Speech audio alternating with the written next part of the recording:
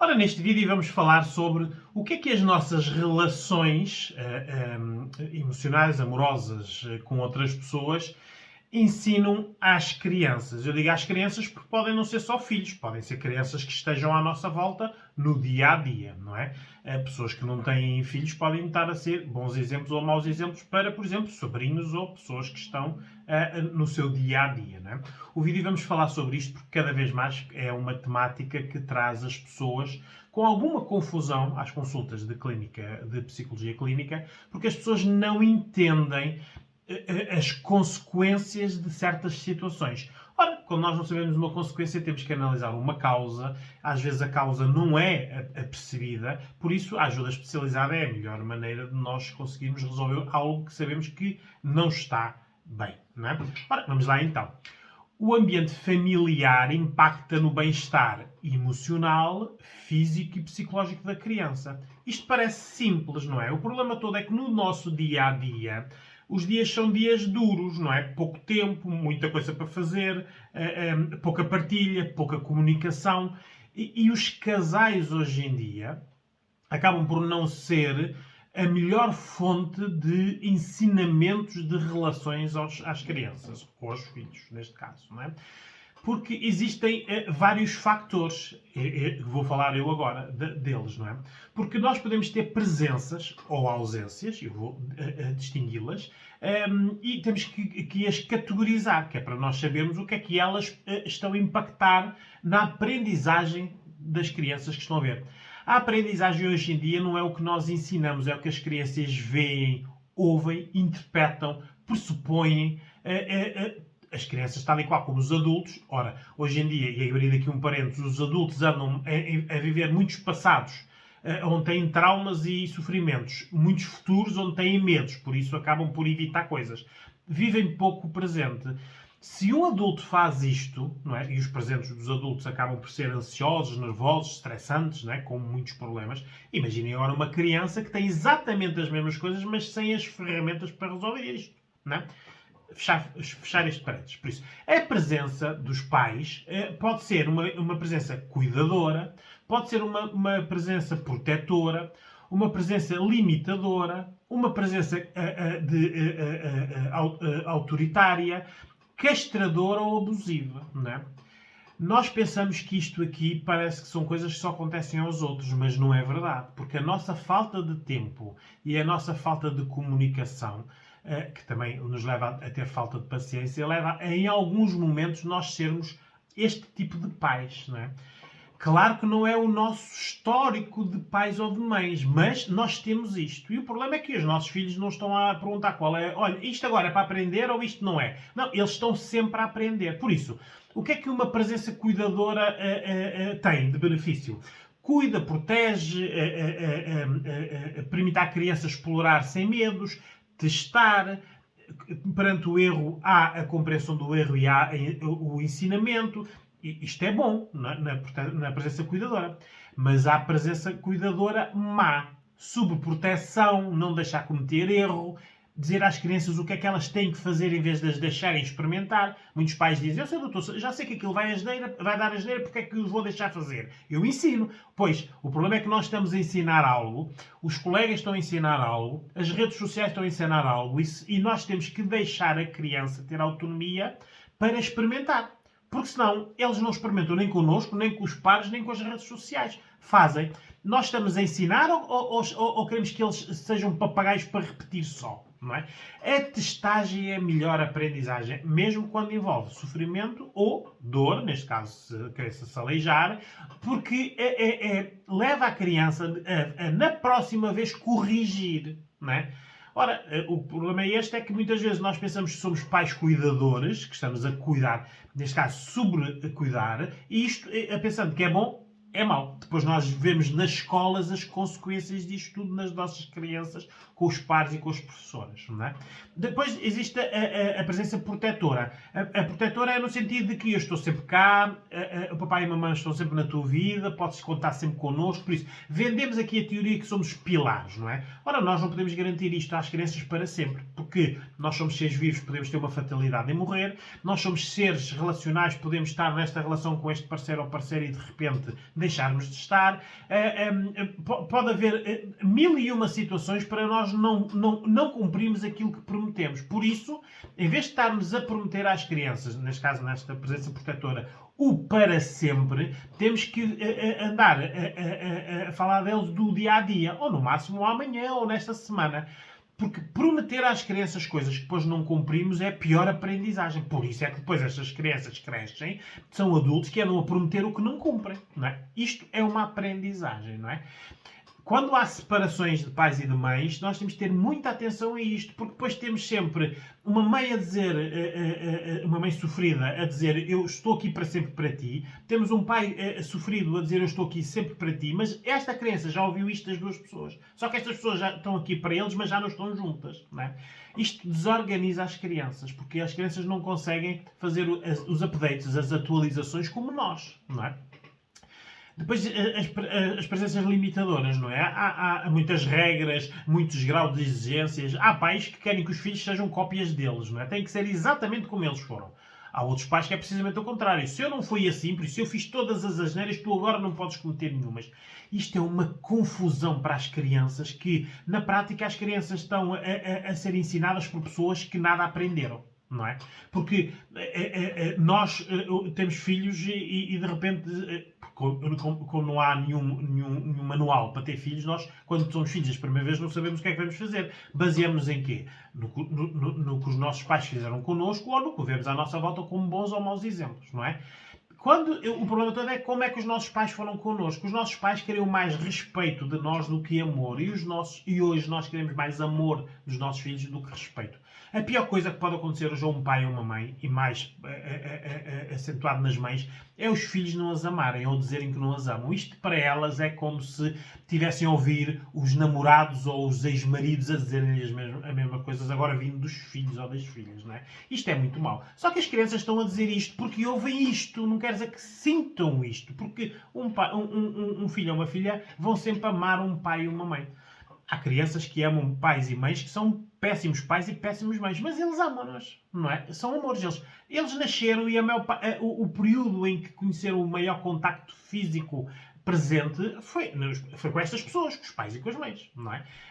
Por isso, temos que ter muita atenção, porque isto cria muita confusão nas crianças, e quando nós chegamos aqui, muitos dos problemas, quando a psicologia nos trazem crianças problemáticas, ou crianças com problemas, ou crianças desajustadas, ou crianças que estão a fazer coisas que os pais e as mães não sabem onde é que eles foram buscar aquelas reações. Eu paro com a criança e começo com os pais, porque estas crianças aprenderam. Vamos lá ver os pais, o que é que ensinaram. Os pais podem não ter ensinado, saber o que é que ensinaram. Porque disseram assim, Sr. Doutor, mas eu nunca ensinei isto. Não ensinou, mas exemplificou. Não falou. Muita da aprendizagem é por não falar, não é? As crianças veem uma discussão, um pai e uma mãe a discutir. Neste caso vamos ver com gritos, não é? E depois vêm os dois a fazer as pazes. Por isso, o que é que eles aprendem? Eu, se grito, a seguir posso fazer as pazes, não é? Gritam sem fazer as pazes, por isso alguém fica a chorar, geralmente é a mulher, não é? Mais triste, não é? O que é que eles aprendem? Se eu gritar, alguém fica submisso, não é? Ora, depois as crianças pegam nisto, não é? Espera, outra situação, pais a discutir, mãe a discutir muito, pai calado, não é? O que é que eles aprendem? A calarem-se quando uma mulher fala muito, não é? Isto são aprendizagens, e depois nós vemos na escola tudo isto. Uns a bater aos outros, uns a fugir de outros, uns a não falar com os outros, uns a gritar. Onde é que eles vão buscar isto? Aos exemplos que têm, não é? Exemplos que podem ser nossos, ou que podem ser das redes sociais, de séries, de vídeos, das televisões. Hoje em dia basta vocês verem as séries para as crianças, desenhos animados ou de adolescentes, para as idades deles. E está lá isto tudo. Eles aprendem isto na parte gráfica, no que veem, não é? Por isso, eles hoje em dia têm muitas más aprendizagens que, para nós pais, podemos não as ver sempre, mas eles podem ter depois estas aprendizagens, estes ensinamentos e vivências noutros sítios, não connosco, não é? Quando um pai e uma mãe me dizem, doutor, eu não reconheço o meu filho ou a minha filha, obviamente aquela criança não está neste contexto a fazer algo, está a fazer noutro contexto. E isto é porque nós não estamos 24 horas por dia com os nossos filhos e o pouco tempo que estamos com pouca paciência, muito sono ou muita coisa para fazer, não é? Depois existem as presenças, obviamente, dos pais, as castradoras e as abusivas, não é? Hoje em dia, basta olhar como os filhos e os pais se tratam, não é? Isto são faltas de respeito abismais, não é? As maneiras como os filhos falam com os pais, não é? A maneira como os pais aceitam que os filhos falem com eles, não é? Quase a compra dos filhos com os bens, não é? Com as sapatilhas, os telemóveis, as férias, os carros, não é? Haja dinheiro para haver o que se compra. Isto tudo é tudo muito errado. Mas é a realidade hoje em dia, porque os nossos filhos andam em competição. Oh mãe, os meus amigos têm umas sapatilhas, não é? Oh filho, nós não temos porque não temos dinheiro. Mas o filho depois começa a falar bem daquele amigo e daqueles pais dos amigos. E na comparação, nenhum pai gosta de dizer que a mãe da Maria ou o pai do Manel são melhores do que tu. Isto, obviamente, leva as pessoas... Hoje em dia existem famílias a endividarem-se para andar a criar estes pequenos luxos nos jovens e nos adolescentes, não é? Hoje em dia, os jovens e adolescentes andam com telemóveis que custam mais do que um ordenado de um pai ou de uma mãe. Ora, isto é um absurdo, não é? Isto são más aprendizagens. Isto, mais cedo ou mais tarde, vai dar asneira. Por isso, neste momento, nós estamos só simplesmente a deixar andar, não é? Mais cedo ou mais tarde, nós vamos receber isto tudo de volta, em reações. Com um grande problema, é que os nossos pais, a partir de determinada altura, nós éramos autónomos, saímos de casa, até mesmo para estarmos, porque os nossos pais eram mais autoritários e com mais regras, nós saímos de casa para termos mais autonomia, e os nossos filhos hoje em dia não saem de casa, vão ficar cá, dentro de nossa casa, até aos 25, 30, 40 anos, casam-se, trazem os parceiros ou parceiras, casam-se, vão viver com eles, divorciam-se, voltam para casa com filhos ou sem filhos. Por isso, neste momento, há muito mais percurso familiar do que havia antes, em termos de dia-a-dia.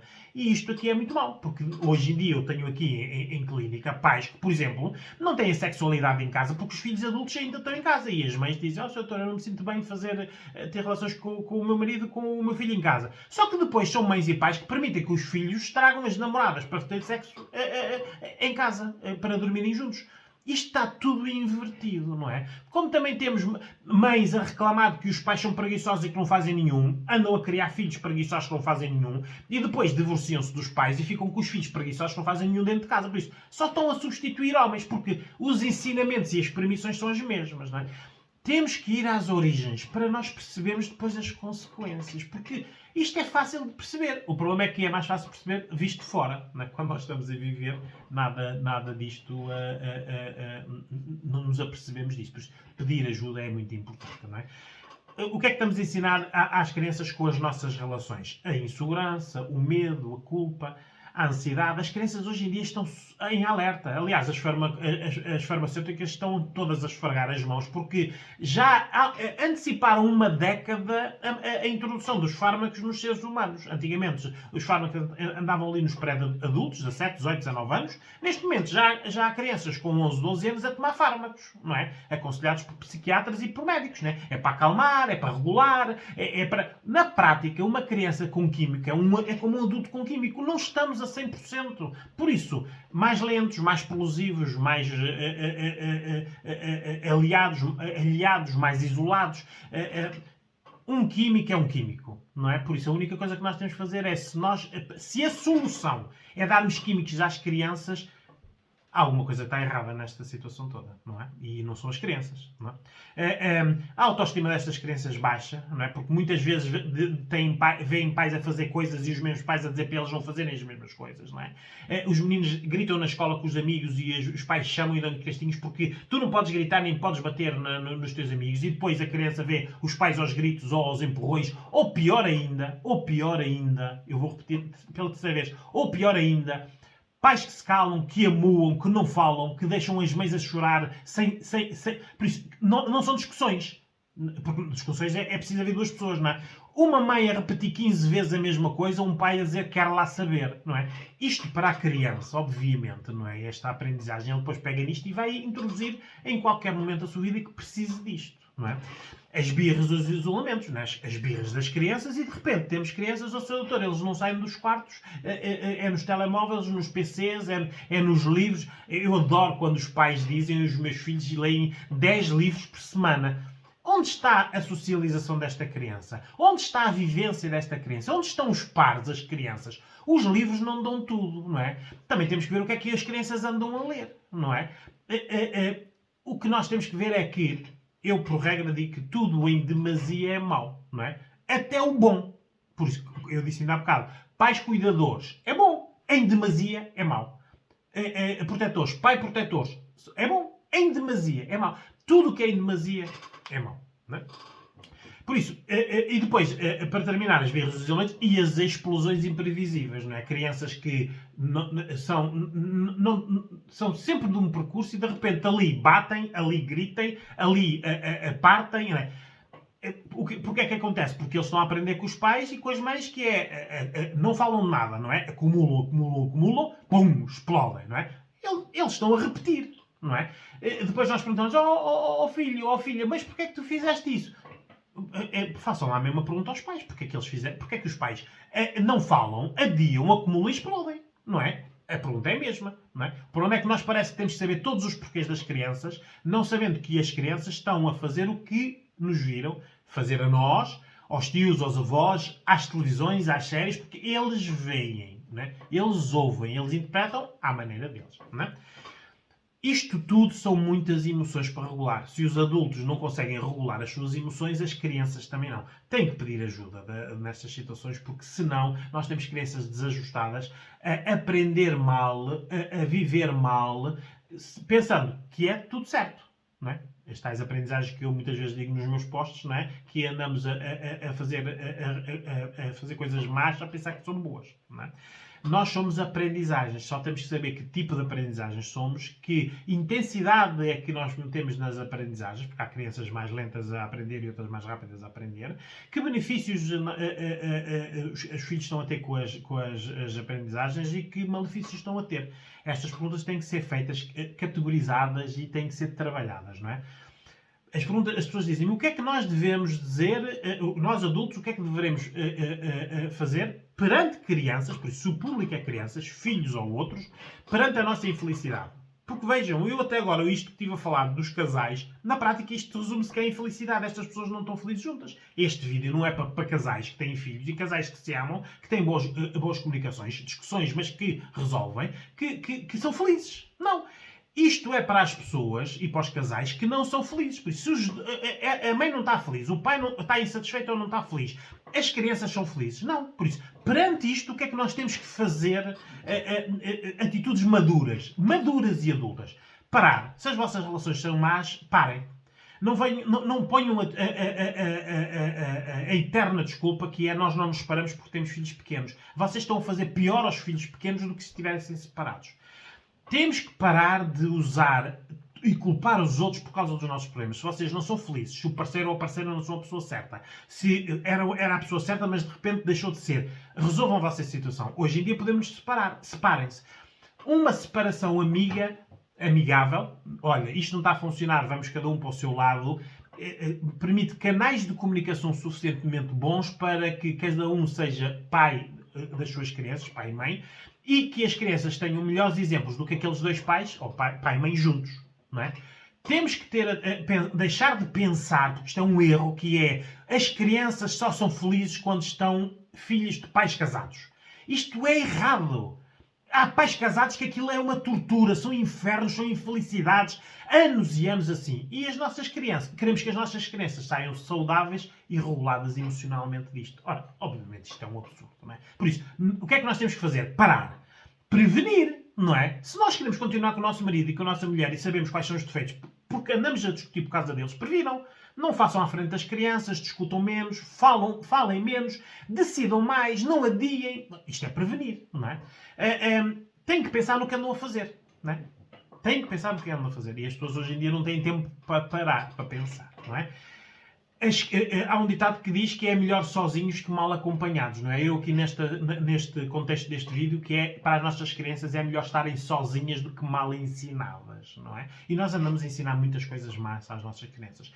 As crianças adaptam-se a divórcios, desde que os pais se respeitem e que a mãe continua a ser mãe e o pai continua a ser pai. Eles só passam a ter dois contextos, né? Onde, de preferência, as regras deverão ser semelhantes ou parecidas para haver uma boa convivência. Né? Um divórcio não é o final do mundo. Pior, é uma má relação, né? Para os nossos filhos, obviamente. E também para o pai e para a mãe, obviamente.